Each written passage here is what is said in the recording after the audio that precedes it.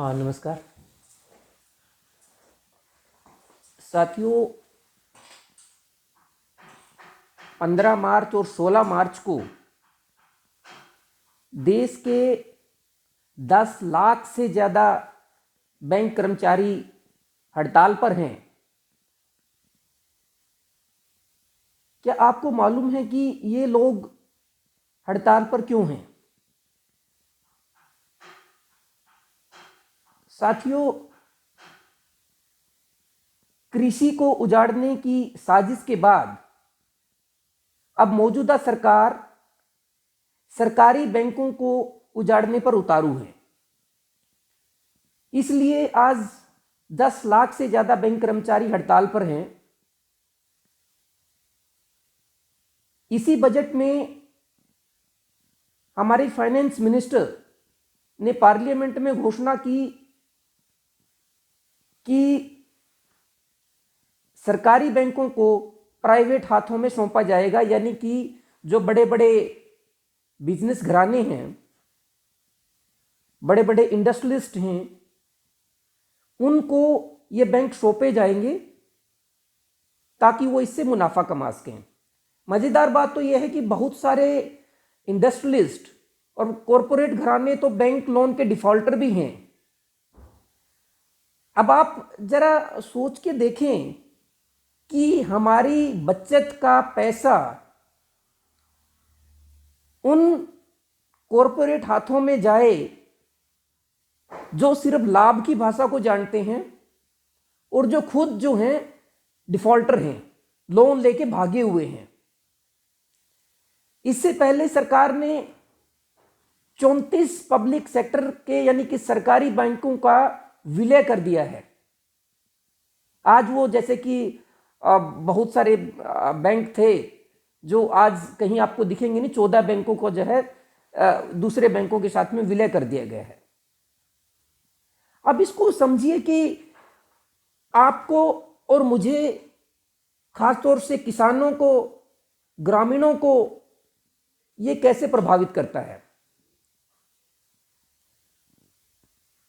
जब bank corporate हाथों में होंगे तो उनका मुनाफा कमाना ही एक मुख्य उद्देश्य होगा। जब आप और हम जैसे या छोटा किसान उनके पास लोन लेने के लिए जाएगा तो उनको लोन नहीं मिलेगा। जहां से उनको लाभ दिखेगा बड़े बड़े कॉरपोरेट घरानों से, जहां ज्यादा ब्याज मिलने की संभावना है, वो उन्हीं को लोन देंगे। अब बहुत सारे लोग कहते हैं कि पॉलिसी के अकॉर्डिंग देंगे, पर आप लोन जाके देखिए बैंक में कैसे हैंडल होता है। 1000 तरह के बहाने लगाकर गरीब आदमी को लोन मना किया जा सकता है। सभी सरकारी नौकरियां खत्म हो जाएंगी, क्योंकि जो कॉरपोरेट स्टाइल है वो हायर एंड फायर में ज़्यादा विश्वास करता है कि किसी भी टाइम किसी कर्मचारी को रखा, कभी भी निकाल दिए, जिसको हम ठेके पे भी बोलते हैं। वो लोग जो है सरकारी नौकरियों को ख़त्म करके ठेके पे कर्मचारी रखेंगे। किसानों को कृषि ऋण नहीं मिलेगा, बेरोजगारों को छोटा उद्योग लगाने के लिए लोन नहीं मिलेगा। जो विद्यार्थी हैं, स्टूडेंट्स हैं, जो एजुकेशन लोन मिलता है, उस एजुकेशन लोन पे भी आंच आएगी, क्योंकि स्टूडेंट्स जो लोन लेते हैं वो बहुत कम ब्याज देने की उनकी क्षमता होती है।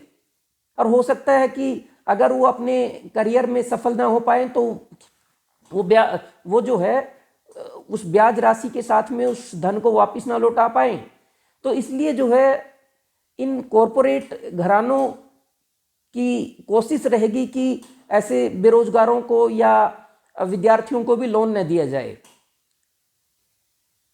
दूसरी, जो बैंक शुल्क लेते हैं उसमें आप देखिए कि कैसे बढ़ोतरी होगी। अभी आपके पासबुक में आप देखते होंगे कि 15 रुपये आपके बैंक अकाउंट से कटे हैं। वो पूछते हैं जी किस चीज़ के कटे हैं, तो वो कहते हैं कि मैसेजेस के लिए।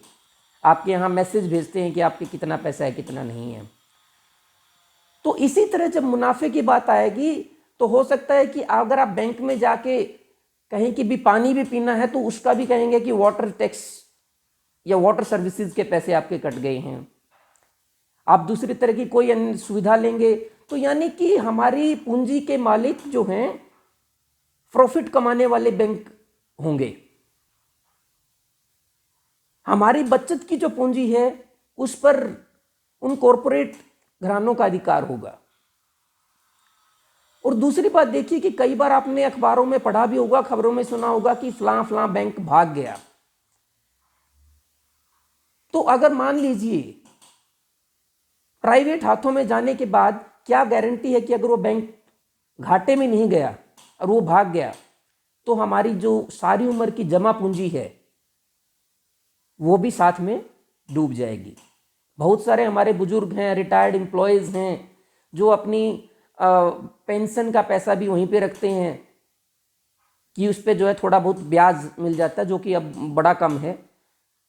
तो उसके ऊपर भी आपको जो है तैयार रहना होगा कि अगर ये प्राइवेट हाथों में गया तो उसमें भी कमी आएगी।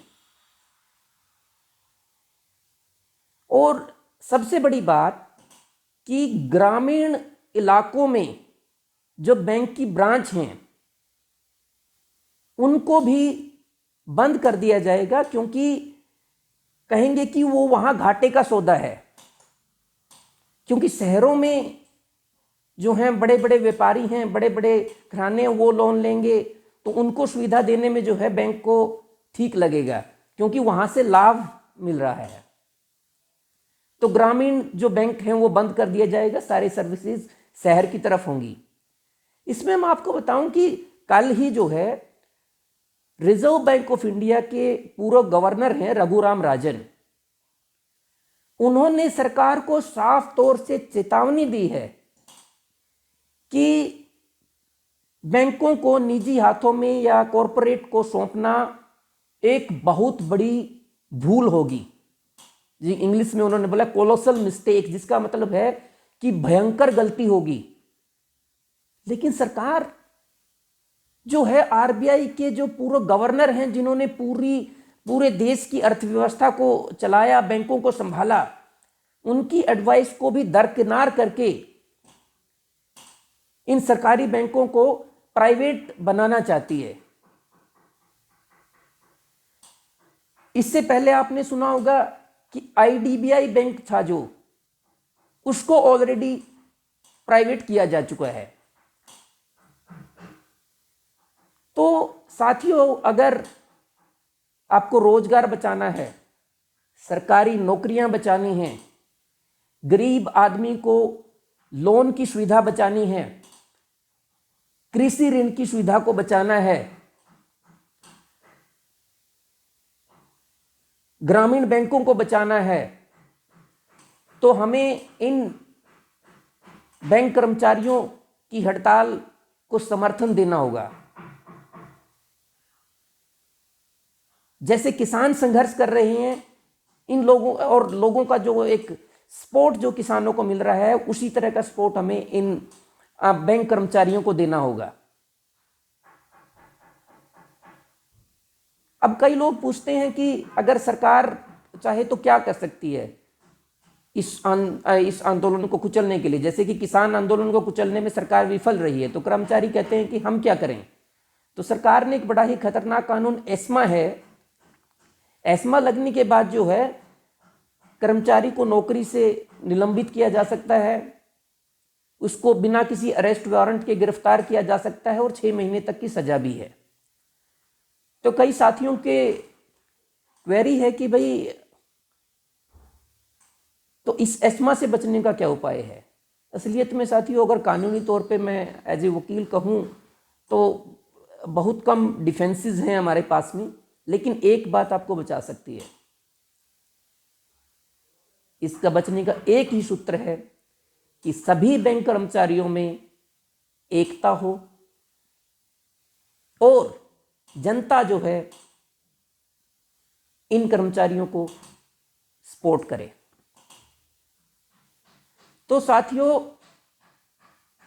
मेरी आप लोगों से यही हाथ जोड़कर प्रार्थना है कि सार्वजनिक बैंकों की रक्षा करें, देश की रक्षा करें। अगर देश को बचाना है तो हमें इन सरकारी बैंकों को भी बचाना होगा। बहुत बहुत धन्यवाद।